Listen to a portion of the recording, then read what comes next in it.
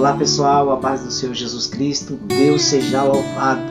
Nesta série de estudos sobre a ceia do Senhor, nós já estudamos resumidamente o que é a antiga aliança e a nova aliança, o seu significado, a representação geral, a representação dos elementos da ceia. E se você, caso não viu nenhuma dessas aulas que te falei, não se preocupe, abaixo na descrição estão os links de cada aula. E agora, para finalizar este completo estudo sobre a doutrina da ceia do Senhor, nós iremos falar das suas exigências e possíveis restrições. Olá, paz do Senhor Jesus, sou o pastor Marcelo Lívio. Este é o nosso canal Princípios da Fé, que apresenta diversos estudos bíblicos para o seu crescimento na fé e na graça. Se ajunte à nossa comunidade, se inscreva no canal, nos fortaleça a propagar o Evangelho do Reino de Deus e ative o sino para receber novos vídeos a toda semana. E se você gostar, deixe o seu like, uma sugestão de algum tipo de doutrina que você queira se aprofundar. A pergunta é: por quem a ceia do Senhor deve ser observada? Esta pergunta é interessante, pois nos faz refletir sobre a existência de algumas restrições. É inquestionável o fato de que o sacrifício de Cristo Jesus como auto-oferta ao Deus Pai foi único e suficiente para remir toda a raça humana. Afinal, Cristo veio para a salvação do mundo, como está escrito no Evangelho. Verdade é também que muitos sabem desta realidade, mas não aceitam e nem recebem Jesus como seu Senhor e Salvador. O seu corpo e o seu sangue, ou seja, a sua obra salvífica, não pode ser negada a nenhuma criatura, pois estaríamos então limitando as boas novas de Cristo, assim como fizeram os judeus por longos anos, achando que eles eram os únicos no plano de salvação que Deus uma vez havia arquitetado em toda a eternidade. Mas, porém, tratando-se desta celebração tão solene, existem sim enormes restrições, e isto tudo aconselhada pela própria Bíblia Sagrada em seu contexto. Preste bem atenção, aconselhadas pela Bíblia Sagrada em seu próprio contexto. Vejamos. Pois bem, eu vou te exemplificar na Bíblia sobre este assunto. Em meio a tantos discípulos que Jesus formou em seu ministério terreno, somente 12 participaram da ceia dele. Isso nos deixa claro a ideia de como é íntima esta celebração. Em Mateus 26:20 veremos escrito que Jesus se reuniu somente com 12 discípulos, ou seja, os seus 12 apóstolos.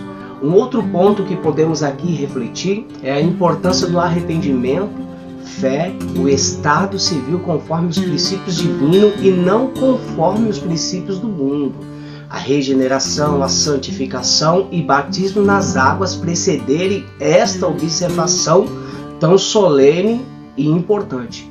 Após a pregação do apóstolo Pedro, em Atos 2, muitas pessoas creram no poder do Evangelho e perguntaram a Pedro e aos discípulos, os demais apóstolos: o que faremos agora? Atos 2:37. Ou seja, estas pessoas que agora estavam prestes a serem introduzidas no reino de Deus, elas precisavam saber como seriam então as suas formas de viver neste mundo.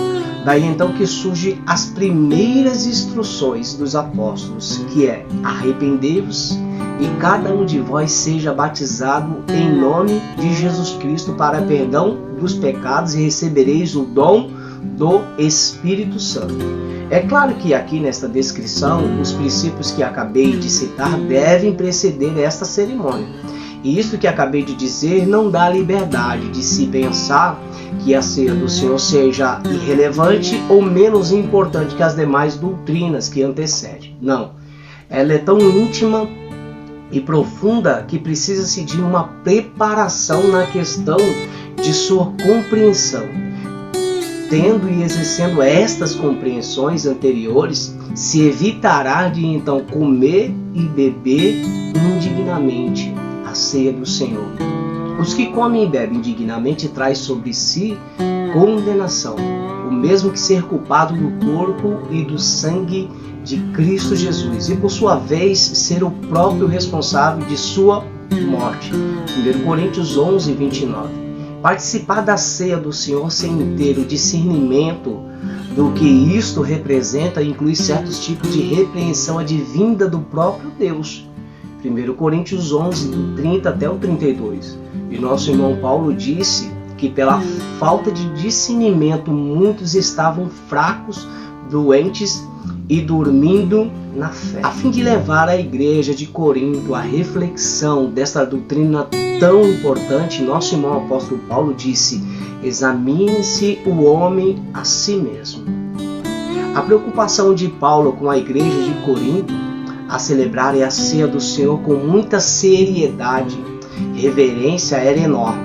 Por isso ele recomendou que cada um, de uma forma individual e pessoal, autoexaminasse.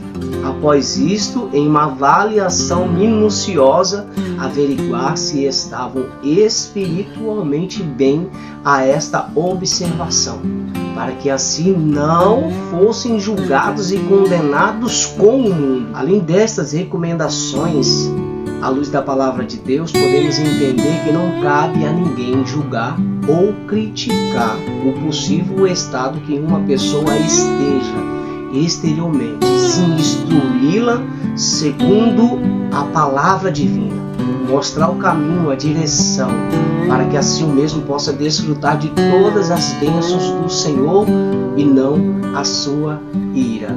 Simples e objetivo, espero que este estudo, assim como os demais, possam ter te edificado na fé e na graça do Senhor Jesus. Que Deus te abençoe grandiosamente e ilumine os seus caminhos e faça resplandecer a sua luz sobre ti. Até a próxima, em nome de Jesus Cristo.